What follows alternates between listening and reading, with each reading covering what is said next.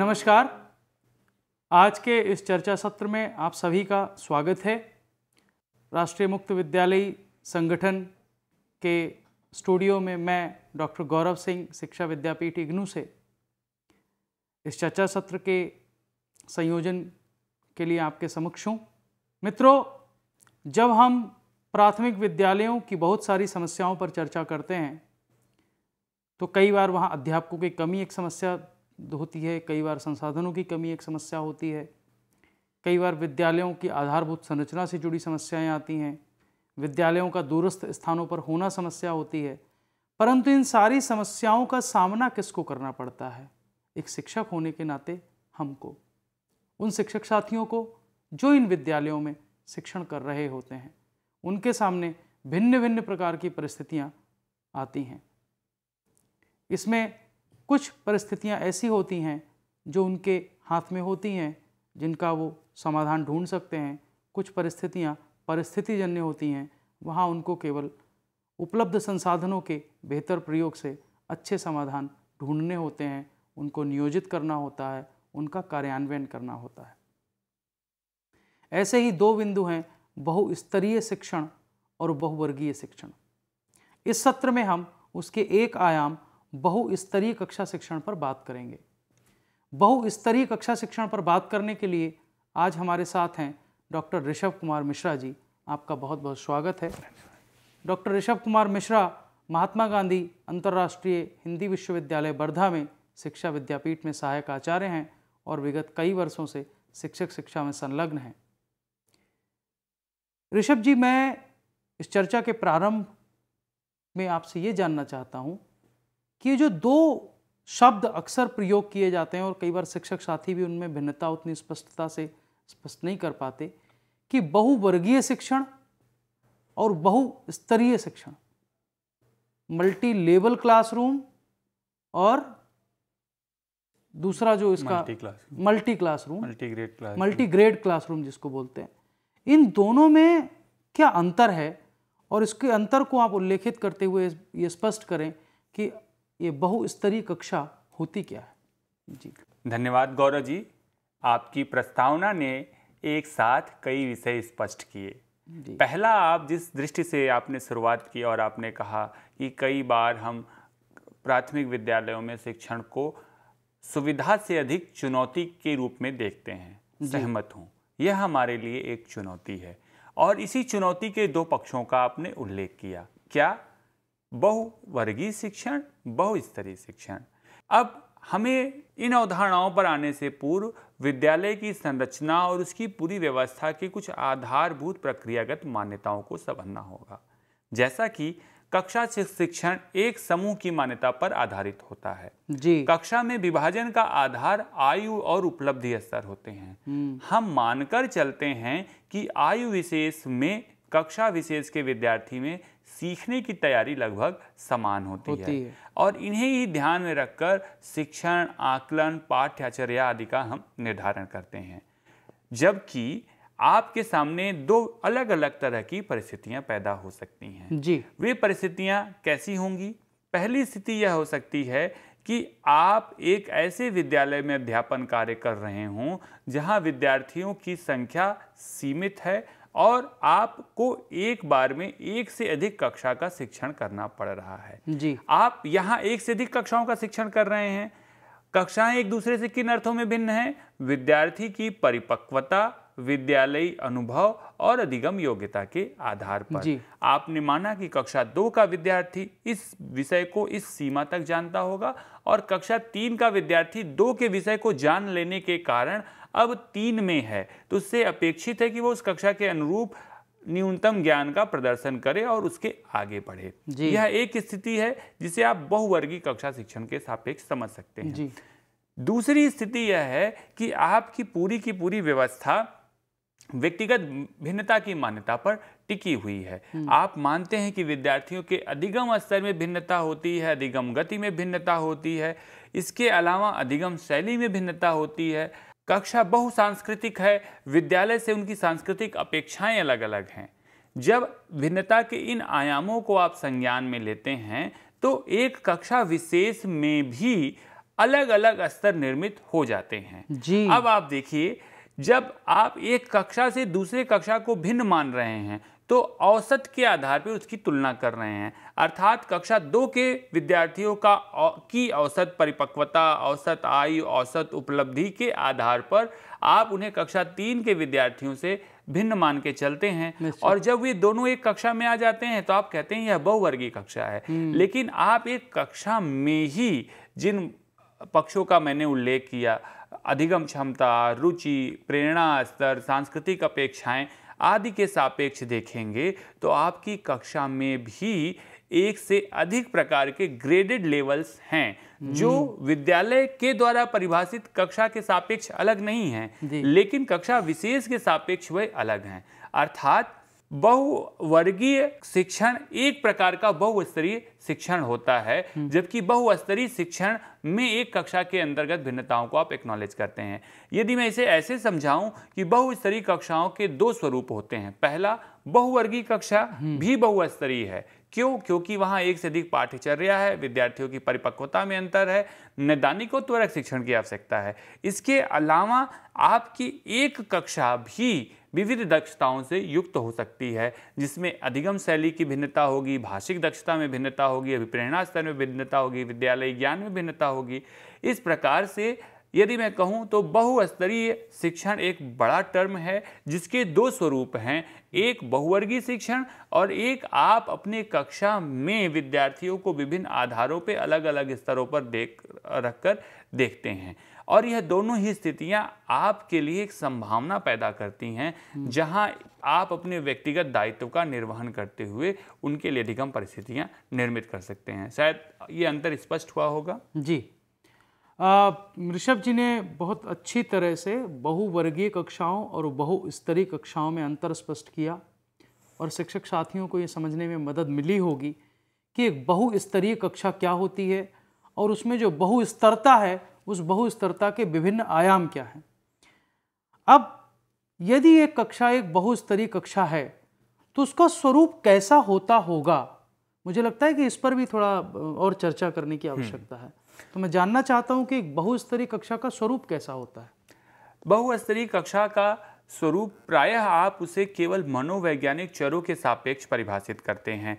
जब आप ये कहते हैं कि एक औसत की संकल्पना लेते हैं, वह औसत प्रायः औसत उपलब्धि होती है और फिर कहते हैं कि ये इस औसत उपलब्धि से अधिक योग्य व्यक्ति हैं जिन्हें आप कई बार प्रतिभाशाली की कोटि तक ले जाना चाहते हैं, और कहते हैं कि ये औसत से पिछड़े हुए हैं और फिर कहते हैं ये अधिगम निर्योग्य की कोटि की ओर इन्हें ले जाना चाहते हैं। यह एक तरीका हुआ देखने का। अब अगर आप इसे संस्कृति के सापेक्ष देखने का प्रयास करेंगे तो कुछ अध्ययनों में ऐसा पाया गया कि प्रायः कुछ संस्कृतियां ऐसी हैं जहां वयस्क से बातचीत करने को हम एक अच्छा सामाजिक मानक नहीं मानते हैं। वहां पर बच्चे प्रायः चुप रहते हैं। अब अगर आप इसे मनोवैज्ञानिक दृष्टि से व्याख्या करेंगे तो आप कहेंगे जो चुप रहने वाले बालक हैं और इन्हें आप औसत से नीचे की ओर धकेलेंगे। जबकि सांस्कृतिक अपेक्षाओं की दृष्टि से देखें तो वह अपने सामाजिक मानक का पालन कर रहा है। तो बहुस्तरीय कक्षा में जो मनोवैज्ञानिक चरों का प्रभाव है और जो संस्कृति प्रधान चरों का प्रभाव है वह इसे जटिल बनाते हैं। यदि आप केवल अभिप्रेरणा, अभिरुचि की दृष्टि से देख रहे हैं तो आप उसके उन पक्षों को दायरे में नहीं ला रहे हैं जो उसके व्यवहार, उसके विचार, उसके विश्वास को निर्मित कर रहे हैं। बहुस्तरीय कक्षा के स्वरूप को विवेचित करते हुए, समझते हुए आपको मनोवैज्ञानिक चरों के साथ सांस्कृतिक परिस्थितियों और संदर्भों को भी संज्ञान में लेना होगा। तब आप कक्षा के बहुस्तरों का निर्धारण कर सकते हैं। और इन बहुस्तरों का निर्धारण किए बिना शिक्षण संभव नहीं है। यदि इन बहुस्तरों के निर्धारण के बिना आप शिक्षण करेंगे तो आप केवल उन औसत विद्यार्थियों के लिए शिक्षण कर रहे हैं जो आपके मानक पर फिट बैठते हैं। इस मानक से डेविएट करने वाले विद्यार्थी और सांस्कृतिक दृष्टि से भिन्न और विशिष्ट विद्यार्थी आपके शिक्षण से लाभान्वित नहीं हो रहे होंगे। जी, मुझे लगता है इसमें एक और आयाम आपसे चर्चा करते करते मेरे मस्तिष्क में आया और जो अक्सर देखने में मिलता है। आपने कहा कि कई बार अध्यापक उन विद्यार्थियों को एक अलग स्तर का मान लेते हैं जो उनसे बहुत ज़्यादा वार्तालाप नहीं करते, और उन विद्यार्थियों को एक अलग स्तर पर रख लिया जाता है जो अध्यापकों से निरंतर अंतःक्रिया करते हैं, निरंतर वार्तालाप करते हैं। लेकिन इसके सांस्कृतिक सामाजिक कारण के साथ साथ कई बार परिवेश भी एक बड़ा प्रभाव होता है। मान लीजिए बच्चा ऐसे परिवेश से आ रहा है जहाँ वह भाषा जो कक्ष में बोली जा रही है वह उतनी उच्च स्तर की है, जबकि जो उसकी अपनी भाषा है वह उतनी उस स्तर की नहीं है। वह उसकी अपनी मातृभाषा हो सकती है या कई बार वह उसकी सामान्य बोली हो सकती है। तो उसको लगता है कि यदि मैं सही भाषा में अध्यापक के समक्ष नहीं बोलूँगा तो शायद उसको भाषा को लेकर भी कई बार हीन भावना हो जाती है। तो कारण बहुत सारे हो सकते हैं, लेकिन ये शिक्षक का उत्तरदायित्व है। आपने बिल्कुल सही कहा, ये शिक्षक का उत्तरदायित्व है कि वो यह तय करे कि उसकी कक्षा में यदि विभिन्न स्तरों पर विद्यार्थी हैं तो वे विभिन्न स्तरों के आधार क्या हैं और वह निर्धारित करे। वह सांस्कृतिक आधार हैं, वह मनोवैज्ञानिक आधार हैं, वे भाषागत आधार हैं, वे योग्यता के आधार हैं, वह क्षमताओं के भी आधार हो सकते हैं, वह अभिरुचियों के भी आधार हो सकते हैं। तो एक शिक्षक को ये तय करना होगा कि उसकी कक्षा में जो विभिन्न स्तर हैं उनके क्या विभिन्न आधार हैं।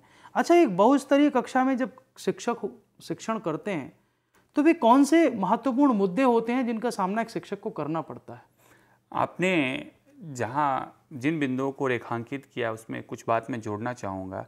भारत के संदर्भ में बहुस्तरीय कक्षा और भाषा का स्वरूप एक महत्वपूर्ण आयाम है जी। और इसे हम कई बार उपेक्षित कर देते हैं, क्योंकि भाषाई विविधता के साथ साथ बोलियों का होना और भाषा के मानक स्वरूप के प्रति हमारा आग्रह कक्षा में एक अलग तरीके के स्तर का निर्माण करता है जी। और उस स्तर पर फिट न बैठने के कारण बहुत से विद्यार्थी बाहर की ओर खिसकते हैं। इसलिए विद्यालय की भाषा और रोजमर्रा की भाषा जैसे विभाजन भी देखने को मिलते हैं। विद्यार्थी विद्यालय में मानक भाषा की ओर बढ़ने का प्रयास कर रहा है, जो इस ओर बढ़ गए हैं उन्हें आप कहते हैं वो अधिगम में दक्ष हैं, और जो किन्हीं भी कारणों से इस ओर नहीं बढ़ पाए हैं उन्हें आप कहते हैं कि ये उस स्तर के नहीं है, और इस टाइप का ठप्पा उन्हें विद्यालय में असफलता की ओर ढकेलता है। दूसरा सवाल आपका था कि बहुस्तरीय कक्षा में शिक्षकों को किन समस्याओं का, किन मुद्दों का सामना करना पड़ता है।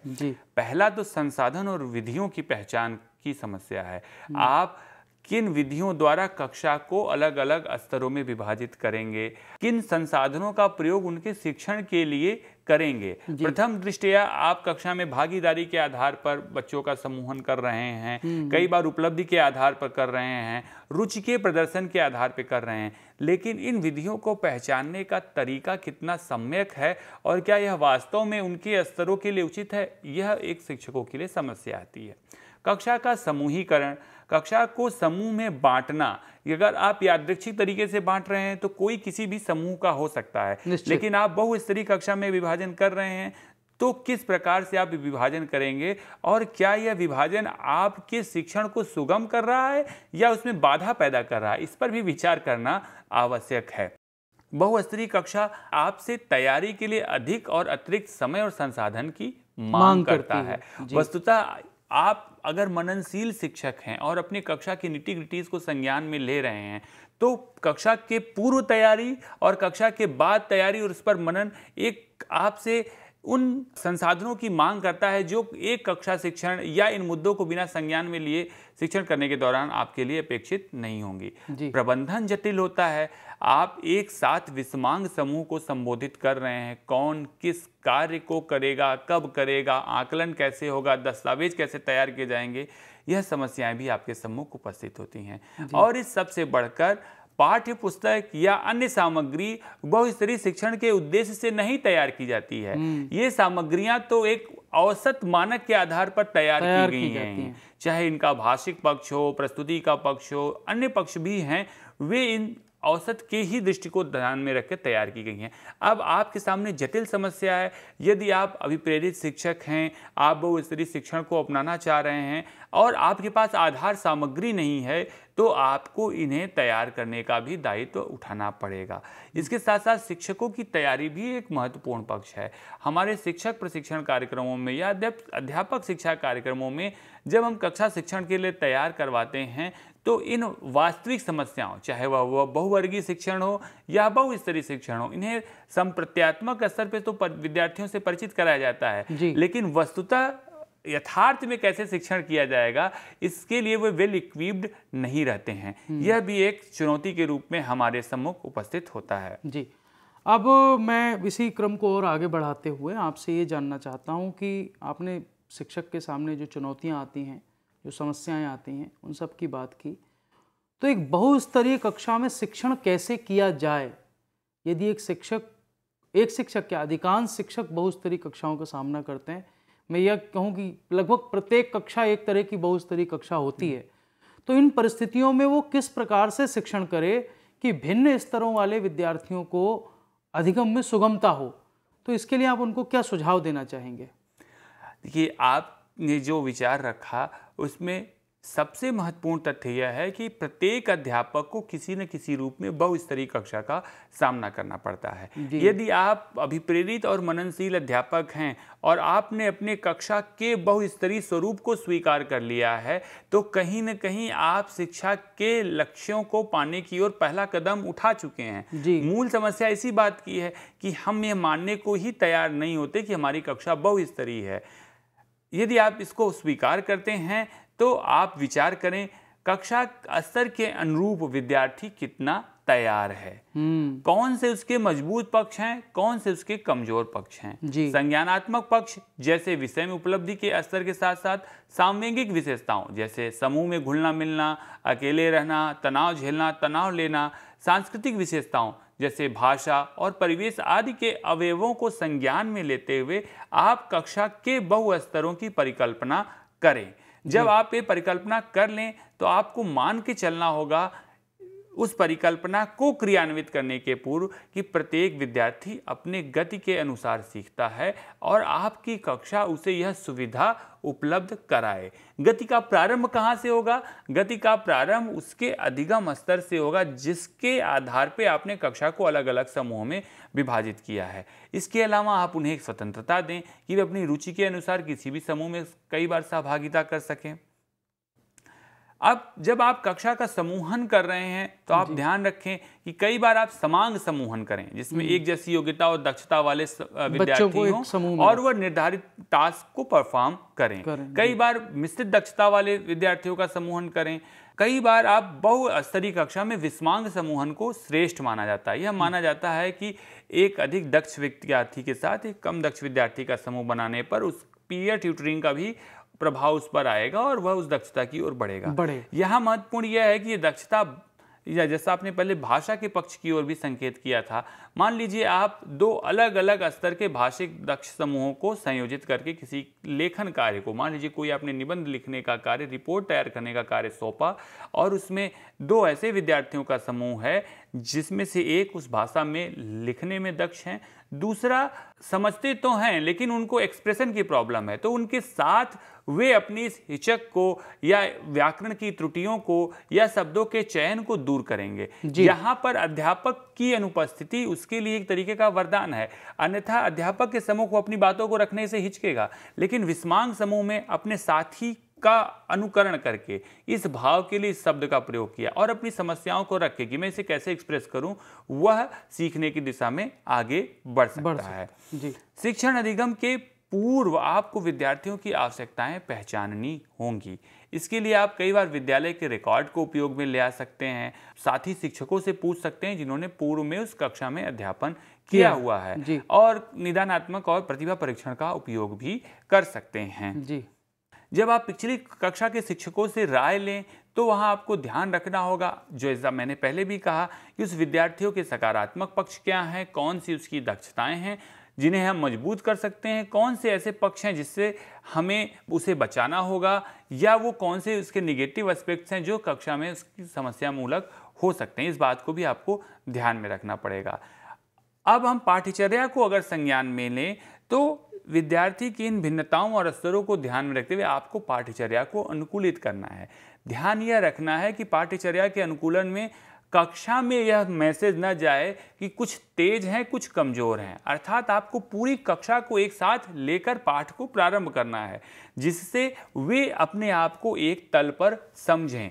अब जैसा आपने समूह निर्मित किया है उसको ध्यान में रखते हुए कक्षा कार्य और गृह कार्य में विविधता ले आएं। इसका लाभ यह होगा कि विद्यार्थियों में विभेद का भाव नहीं आएगा कि मैं किसी मानक पर आगे हूं तो मुझे यह कार्य मिला और मैं किसी मानक पर पीछे हूं तो मुझे यह कार्य मिला। उनमें वह एक साथ कार्य करने के लिए अभिप्रेरित होंगे। चूंकि अब आपने पाठ्यचर्या का अनुकूलन कर लिया है, उसी के अनुरूप कक्षा कार्य, गृह कार्य दे रहे हैं, लेकिन अब आपका यह भी दायित्व बनता है कि आप विद्यार्थियों की प्रगति का विस्तृत ब्यौरा तैयार करें। इससे आप अपना भी आकलन कर सकेंगे, शिक्षण विधि का भी आकलन कर सकेंगे और विद्यार्थी का भी आकलन कर सकेंगे। क्या वास्तव में वह विधि, वह स्तरीकरण सफल हुआ या विद्यार्थी के सापेक्ष, संदर्भ के सापेक्ष वह सफल नहीं हो रहा है। सीखने की जांच माइलस्टोन के सापेक्ष करें। आगे मैं माइलस्टोन के कॉन्सेप्ट पे विस्तार से चर्चा करूंगा, लेकिन यहाँ पर यदि हम समझें कि आपने किसी अधिगम कार्य के लिए एक उच्चतम स्तर का प्रदर्शन निर्धारित किया था, तो क्या विद्यार्थी वहां तक पहुंचा? इस प्रकार की तकनीकी का प्रयोग कर सकते हैं।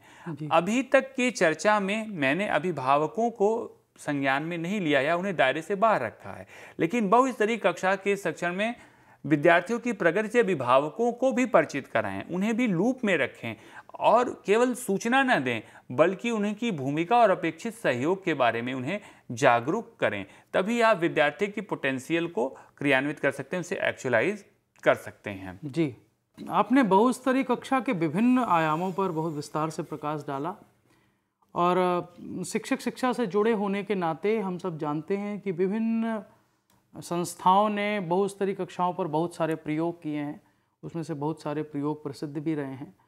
और जब हम शिक्षकों से बात कर रहे हैं कि बहुस्तरीय कक्षाओं में शिक्षण किस प्रकार होना चाहिए, वो किस प्रकार के क्रियाकलापों का नियोजन कर सकते हैं, किस प्रकार की गतिविधियों का आयोजन कर सकते हैं, तो एक बड़ी प्रसिद्ध प्रयोग रहा है जिसको ऋषि वैली अप्रोच बोलते हैं, ऋषि वैली उपागम बोलते हैं।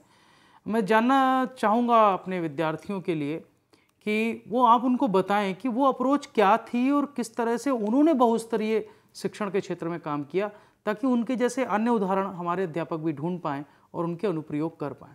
जी, यह सवाल हमारे सेवारत अध्यापकों के लिए एक दिशा का कार्य करेगा। जी, ऋषि वैली अप्रोच एक शिक्षक को अवसर देता है यह जानने का कि कैसे वह अपनी रोजमर्रा के शिक्षण में नवाचार को क्रियान्वित कर सकता है। यह 1993 में Rishi Valley Institute of Educational Resources Andhra Pradesh द्वारा इसका विकास किया गया। इसके अंतर्गत विद्यार्थियों को सामूहिक तथा व्यक्तिगत दोनों तरह के अधिगम द्वारा अधिगम दक्षताओं में पारंगतता अर्जित करने हेतु योग्य बनाने के लिए क्रियाकलाप डिजाइन किए गए थे। जी, देखिए, जब आपकी कक्षा एक समूह है, उसके स्तर अलग अलग हैं, वहां व्यक्तिगत रूप से भी कार्य दिए जा रहे हैं और समूह में भी कार्य दिए जा रहे हैं। तो ऋषि वैली अप्रोच ये कहता है कि सबसे पहले प्रत्येक कक्षा के लिए प्रत्येक विषय में अधिगम दक्षताओं की सूची तैयार की जाए। गहन विश्लेषण के बाद इन दक्षताओं को एक क्रम में व्यवस्थित करें, प्रायः सरल से कठिन के क्रम में, और दक्षता का प्रत्येक स्तर एक माइलस्टोन होगा। कहने का अर्थ यह है कि आपने मान लीजिए भाषा शिक्षण के लिए दक्षता विकसित की, शब्दों को सुनना, परिवेश से जोड़ना, अक्षर की पहचान करना, अक्षर के संयोजन से बिना मात्रा के शब्दों का निर्माण करना। अब इन्हें एक कठिनाई के स्तर में रखें और इन्हें माइलस्टोन माने, इनके सापेक्ष जांचें कि क्या वह विद्यार्थी जिस स्तर पर है उस स्तर के माइलस्टोन में दक्ष हुआ या नहीं, और उसके लिए आप क्या व्यवस्था कर रहे हैं। जैसा इसी अप्रोच में आगे कहा जाता है कि एक दक्षता अर्जित करने पर विद्यार्थी माइलस्टोन विशेष पर पहुंच जाता है और इसके बाद अगले माइलस्टोन की ओर बढ़ता है, और यह दक्षताएं मिलकर एक लर्निंग कंटिन्यूम का निर्माण करती हैं, अधिगम सततता का निर्माण करती हैं कि आप सतत अधिगम कर रहे हैं, अर्थात एक स्तर से अगले स्तर के बीच में जो भी स्तर उन्हें आप प्राप्त करते हुए आगे बढ़ रहे हैं। जी, अब शिक्षक का कार्य क्या है? दो माइलस्टोन के बीच विद्यार्थी के अनुभव कैसे हो कि वह सुगम संचरण करे, इसका नियोजन शिक्षक को करना है। इस अप्रोच के अनुसार शिक्षक प्रत्यक्ष सहायता कर सकता है, जैसे वह स्वयं शुद्ध उच्चारण करके विद्यार्थी को बता दे कि उसके उच्चारण में त्रुटि कहाँ थी। आंशिक प्रतिभागिता कर सकता है, जैसे यदि विद्यार्थी रंगोली के द्वारा एक नाप का कोण बनाना सीख रहे हैं तो वह कोण के माप करने में सहयोग कर सकता है। कई बार वह ज्यादा समझदार या अधिक दक्ष वयस्क साथियों के सहयोग की भी व्यवस्था कर सकता है कि एक दक्ष विद्यार्थी के साथ सीखने वाला मिलकर एक खास प्रकार के बीजों का वर्गीकरण करे, पौधों को उनके अंगोपांगों की दृष्टि से समझे और कई बार स्वतंत्र निष्पादन का दायित्व भी सौंप सकता है। स्वतंत्र निष्पादन का दायित्व यह जांचने के में मददगार होता है कि निर्धारित माइलस्टोन को विद्यार्थी ने प्राप्त किया या नहीं। जी। अब आप यहां पर यह पाएंगे कि ऋषि वैली अप्रोच में व्यक्तिगत और सामूहिक दोनों कार्यों का तालमेल होना चाहिए। अर्थात शिक्षक एक विद्यार्थी से भी जुड़ा हुआ है, उसके समूह से भी जुड़ा हुआ है और जिन स्तरों को उसने कक्षा में विभाजित किया है उस सब पर उसकी मॉनिटरिंग जारी है। अब आप कहीं ना कहीं एक सतत रूप से तो अधिगम कर रहे हैं, लेकिन जो मैंने पहले बात कही थी कि हर माइलस्टोन कठिनता के क्रम में विभाजित है, तो एक स्तर प्राप्त करने के बाद अगले ऊंचे स्तर पर आप चढ़ रहे हैं, फिर यहां पर दक्षता प्राप्त करने के बाद अगले ऊंचे स्तर पर बढ़ रहे हैं। तो सतत अधिगम है जो आपको एक ही विषय की पुनरावृत्ति नहीं करा रहा है, बल्कि एक दक्षता से अगली दक्षता की ओर ले जा रहा है। और इसमें शिक्षक प्रत्यक्ष सहभागिता भी कर रहा है, दूसरे के द्वारा मार्गदर्शन करा रहा है, स्वतंत्र अध्ययन की भी व्यवस्था कर रहा है। समूहों के दौरान जैसा ऋषि वैली अप्रोच में पाया गया, इस अध्ययन में भी पाया गया कि जो विस्मांग समूहन था वहाँ पर वयस्क विद्यार्थी शिक्षक की भूमिका को निभाते हैं और कई बार वे अपने से कनिष्ठ माने जाने वाले विद्यार्थियों से भी सीखते हैं। ये दक्षताओं का नियोजन ही ऋषि वैली अप्रोच का मूल है और आपके रोजमर्रा शिक्षण के लिए इसका निहितार्थ यह है कि आप भी अपनी कक्षा के लिए पाठचर्या को दक्षता के अनुरूप नियोजित करें। यह मान के चलें कि इस दक्षता तक पहुंचने के बाद विद्यार्थी अगली दक्षता की ओर बढ़ेगा। अब आप इन दक्षताओं तक विद्यार्थी को स्वतंत्र रूप से पहुंचाना चाहते हैं, अपने निर्देशन में पहुंचाना चाहते हैं, किसी गतिविधि के माध्यम से पहुंचाना चाहते हैं, यह तय करें। इसके आधार पर आपकी बहुस्तरीय कक्षा में बहुस्तर का होना बाधा न होकर एक तरह की सुविधा हो जाएगी। इस सुविधा में जो अधिक दक्ष है या अधिक ऊंचे स्तर पे है वह अपनी अलग लर्निंग ट्रेजेक्टरी पे आगे बढ़ रहा है, जो पीछे है वह दूसरे के सापेक्ष में भले पीछे हो लेकिन वह अपनी लर्निंग ट्रेजेक्टरी में आगे बढ़ रहा है। यह संभावनाएं कक्षा में व्यक्तिगत भिन्नता को तो स्थान दे ही रही हैं, लेकिन कक्षा में किसी भी प्रकार की उपलब्धि या अन्य आधारों पर भेदभाव जैसी संभावना को भी समाप्त करने का निहितार्थ लिए हुए हैं। जी। हालांकि समय, शक्ति और संसाधन की दृष्टि से आप इस दबाव महसूस करेंगे कि आप एक बहुस्तरीय शिक्षण काल के लिए प्रयत्न कर रहे हैं, लेकिन कुशल नियोजन और प्रबंधन से आप अपने और अपने विद्यार्थियों के अधिगम अनुभवों को समृद्ध कर सकते हैं। आज हमने जब बहुस्तरीय कक्षा पर चर्चा की तो ऋषभ जी ने बहुस्तरीय कक्षा के विभिन्न आयामों पर बहुत विस्तार से प्रकाश डाला। उन्होंने ये स्पष्ट किया कि बहुस्तरीय कक्षा क्या है, बहुवर्गीय कक्षा से इसका क्या संबंध है और क्या भिन्नता है।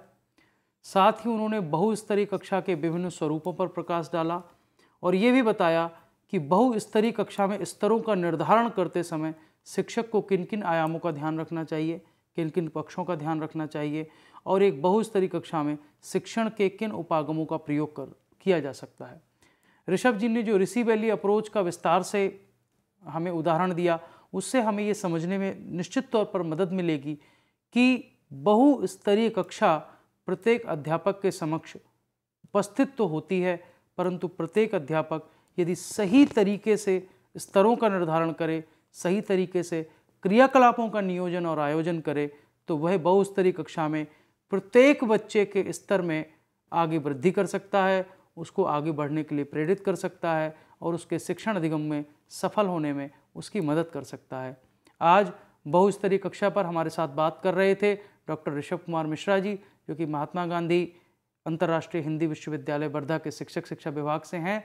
आपका बहुत बहुत स्वागत है ऋषभ जी, और मुझे आशा है कि हमारे जो विद्यार्थी और शिक्षक इस कार्यक्रम को देखेंगे वे निश्चित ही ये समझेंगे कि बहुस्तरीय कक्षा किस प्रकार से बेहतर बनाई जा सकती है। आप सबने इस कार्यक्रम को सुना और देखा, आप सबका बहुत बहुत धन्यवाद।